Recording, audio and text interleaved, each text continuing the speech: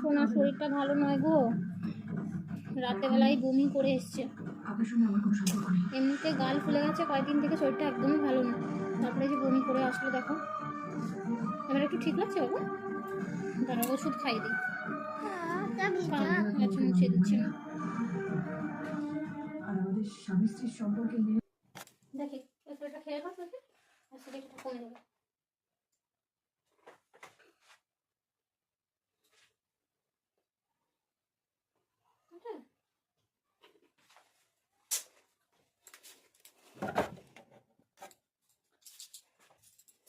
জ্বরের ওষুধটা খেলো, দেখো ঠিক হয়ে যাবে। হ্যাঁ